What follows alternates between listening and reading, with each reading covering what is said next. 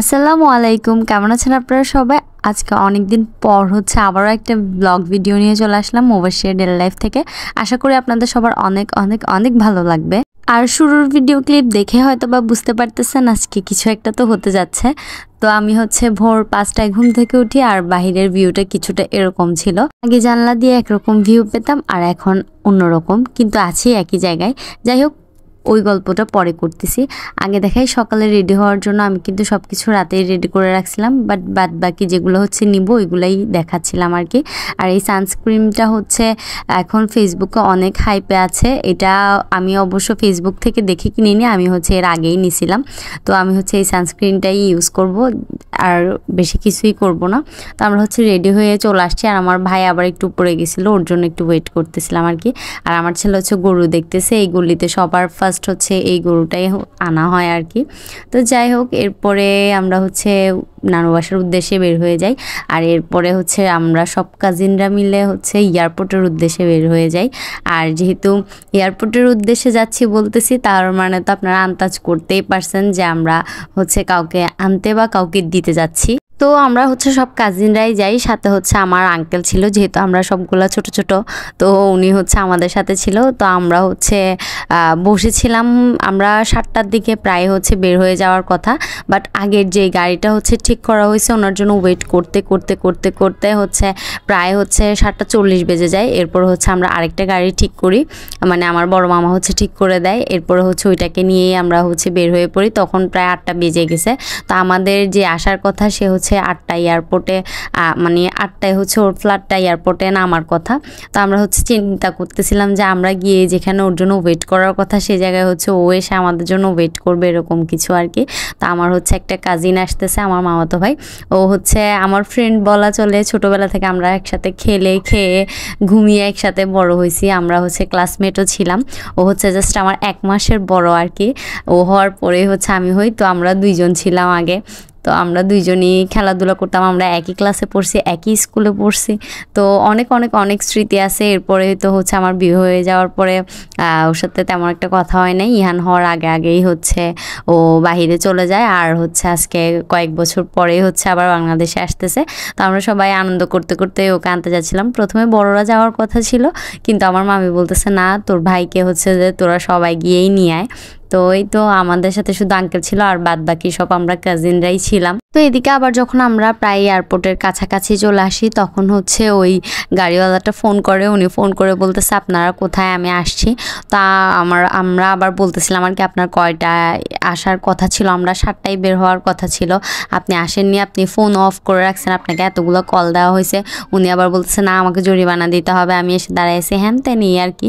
তো আমরা বলতেছিলাম যে আপনাকে জরিমানা দিতাম যদি আপনি আপনার অপেক্ষা না করে আমরা চলে আসতাম, কিন্তু আপনার জন্য প্রায় 1 ঘন্টার মতো অপেক্ষা করার পরে আমরা আসছি। আর আপনার ফোন অফ ছিল, আপনাকে ফোন করেও পাইনি। তো ওইখানে তার কিছু করার নাই। তো যাই হোক, ওনাকে আমার মামারা ওইখান থেকে আমার মামাদের সাথে কথা টথা বলে উনি চলে গেছে। আর আমরা তো আমাদের মতো আসছি। আমরা তো ভাবছিলাম এয়ারপোর্টে এসে কিছুক্ষণ কাজিনরা মিলে একটু বসে আড্ডা দিব বা একটু ছবি টবি তুলে সুন্দর করে ইয়ে করবো। আর ওনার কারণে আমাদের যেতেও লেট হয়। তাই আমরা গিয়ে মাত্র যেহেতু 8টা 8:30টার মতো বেজে গেছে তখন আমরা পৌঁছাতে। তো আমরা গিয়ে মাত্র তখন মানে ফ্লাইটটা নেমে গেছে, প্লাস আস্তে আস্তে মানুষজন বের হচ্ছিল আর কি। ওইখান থেকে এয়ারপোর্ট থেকে সবাই আত্মীয় স্বজনরা ওয়েট করতেছিল যার যার ইয়ের জন্য, মানে বলতে গেলে ওইটা তখন একটা গেস্টের জন্য ওয়েট করতেছিল। তো আমরাও ওইখানে গিয়ে তখন ওয়েট করি। ভাবছিলাম যে রোডটাতে নেমে আমরা কিছু ভিডিও ক্লিপ নিব বা ছবি তুলবো, বাট সময় স্বল্পতার কারণে সেটা আর হয়ে ওঠেনি আর কি। তারপর আর কি এদিকে এয়ারপোর্টে আসার পরে মনে পড়লো, আয় হায় আমার ভাই এতদিন পরে আসতেছে, ওর জন্য একটা বুকেও নিলাম না ফুলের।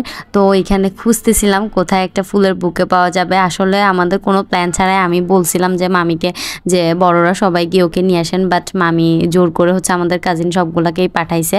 বলতেছে যে না, তোরাই যা, মানে বড় কেউ যাবে না, তোর ভাইকে তোরাই গিয়ে আনন্দ করতে করতে নিয়ে আয়। তো আমরাই আসি আর কি।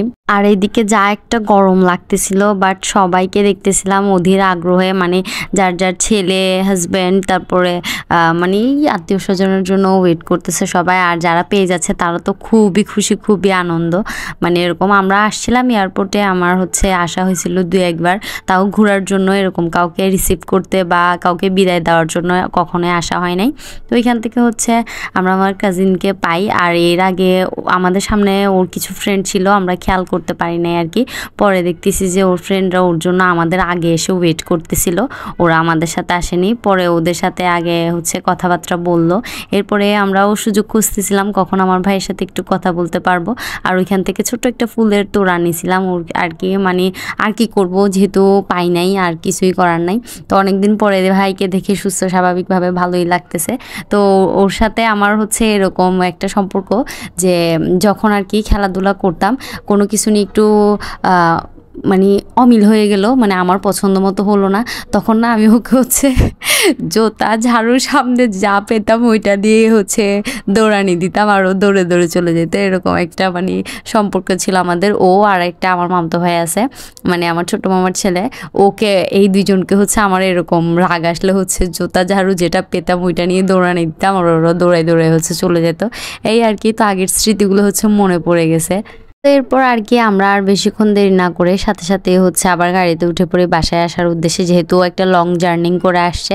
প্রথমে ভেবেছিলাম যে না সবাই মিলে একটু ছবি টবি তুলবো, বাইরে খাওয়া দাওয়া করবো।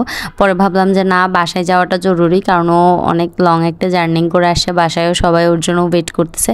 তো আস্তে আস্তে এই পাশের যে ভিউটা অনেক ভালো লাগতেছিল আসলে। এরকম রোডে হচ্ছে কিছু ছবি টবি ভিডিও টিডিও নেওয়ার প্ল্যান ছিল, কিন্তু কিছুই হলো না। জাস্ট ওই ড্রাইভারটার কারণে উনি আবার আসছিল মানে হচ্ছে নিতে, জরিমানা নিতে। আমি ওইখানে থাকলে তো বলতাম আপনি দেন জরিমানা, আপনি আমাদের লেট করে দিছেন।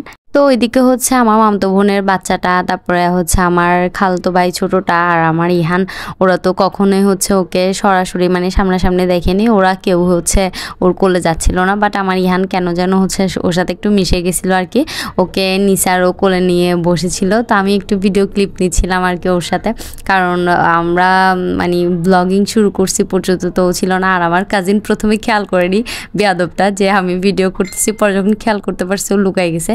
এরা একটাও হচ্ছে চেহারা দেখাতে চায় না। এদের কথা হলো পরে আস্তে ধীরে কোনো একদিন হচ্ছে ফেস রিভিল করবে।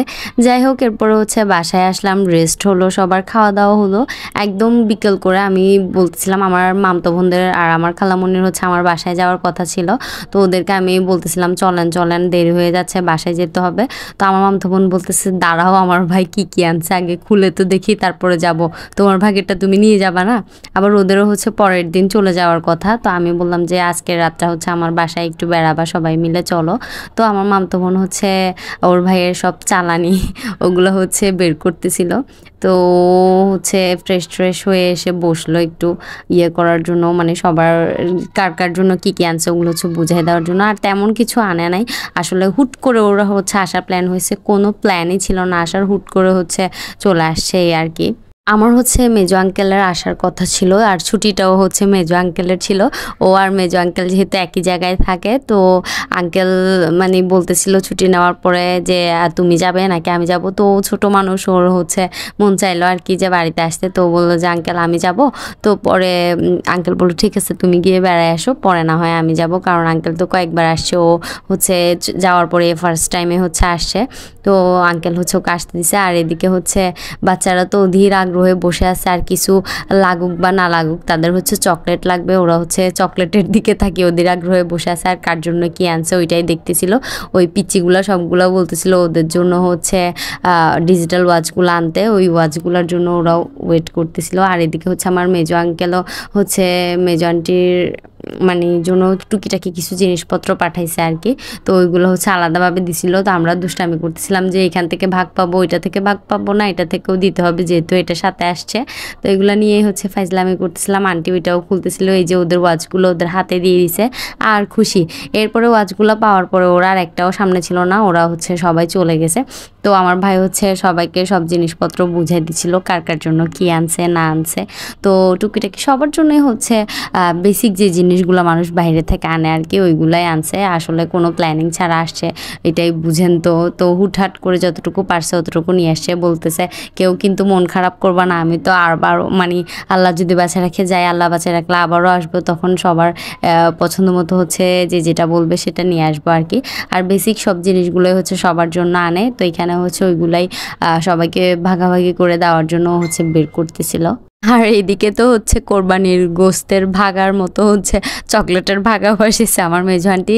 মানে আমার মেজো আন্টি হচ্ছে সবাইকে সমানভাবে বেটে বেটে দিচ্ছিল আর কি, মানে সবাই যেন সমানভাবে পায়, কারোর জন্য মন খারাপ না হয়।